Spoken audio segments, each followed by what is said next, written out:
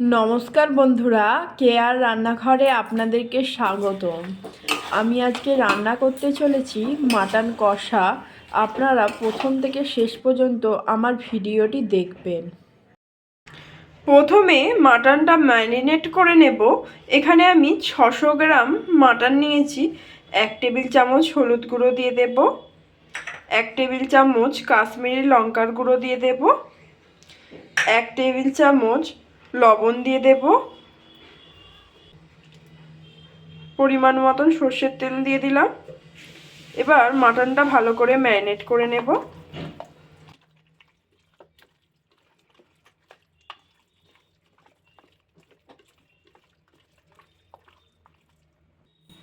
মাটনটা ভালো করে ম্যারিনেট হয়ে গেছে, 30 মিনিট ঢাকা দিয়ে রেখে দেব। 30 মিনিট হয়ে গেছে। কড়াইতে পরিমাণ মতন সর্ষের তেল দিয়ে দেব। তেলটা ভালো করে গরম করে নেব। তেলটা ভালো করে গরম হয়ে গেছে। তেলের মধ্যে দিয়ে দিচ্ছি 2টো তেজপাতা, 6টা এলাচ, 4টে দারচিনি, 4টে লবঙ্গ আর কেটে রাখা 250 গ্রাম পেঁয়াজ। পেঁয়াজটা ভালো করে ভেজে নেব।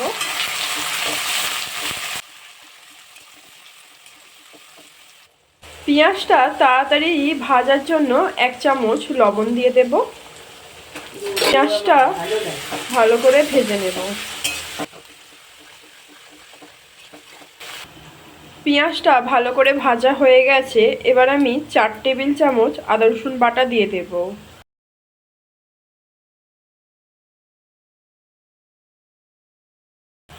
পেঁয়াজ আদা রসুনটা ভালো করে ভেজে নেব।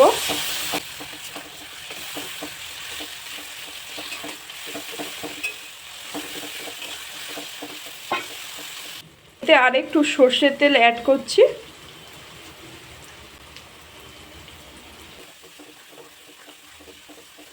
পেঁয়াজ আদা রসুন ভালো করে ভাজা হয়ে গেছে। এবার কেটে রাখা 2টো টমেটো দিয়ে দিচ্ছি। পেঁয়াজ আদা রসুন টমেটো করে ভালো করে ভেজে নেব। টমেটোমের যতক্ষণ না কাঁচা গন্ধটা যাচ্ছে ততক্ষণ ভেজে নেব।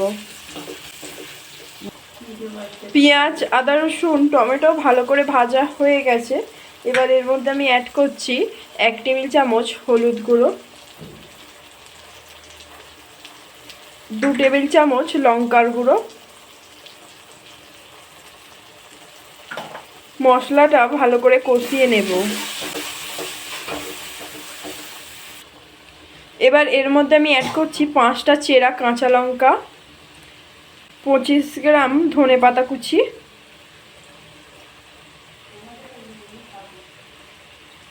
আর স্বাদ মতো একটু চিনিটা দিলাম কালারের জন্য। আর দিয়ে দিচ্ছি 100 গ্রাম চর্বি দিলে মাটনের টেস্টটা আরও বেশি হয়ে যায়। তো মশলাটা আরেকটু ভালো করে কষিয়ে নেব।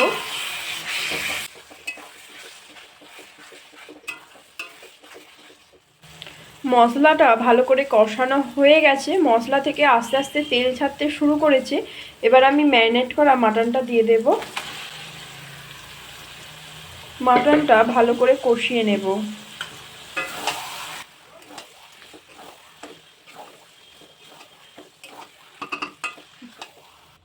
এবার মাটনের মধ্যে অ্যাড করছি 2 টেবিল চামচ টক দই। মাটনটা ভালো করে কষিয়ে নেব।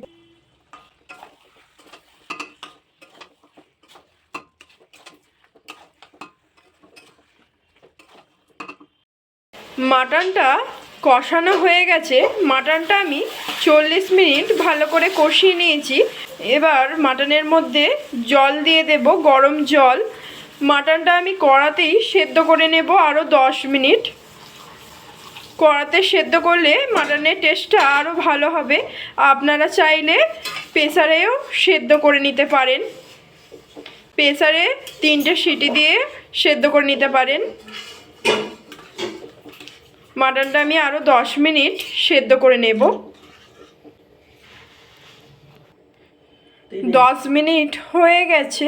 মাটনটা ভালো করে সেদ্ধ হয়ে গেছে। মাটনে একটু অল্প মিট মশলা দিয়ে দিচ্ছি। মিট মশলা দিয়ে দিলাম মাটনে। মাটনটা একটু ভালো করে নিয়ে নেব। মাটন কষা রান্নাটা কমপ্লিট। এবার আমি নামিয়ে নেব। মাটন রান্নাটা হয়ে গেছে। আমার রেসিপিটি কেমন হয়েছে কমেন্ট করতে ভুলবেন না। ফেসবুক থেকে দেখলে ফলো করে পাশে থাকবেন, ইউটিউব থেকে দেখলে সাবস্ক্রাইব করে পাশে থাকবেন। নমস্কার।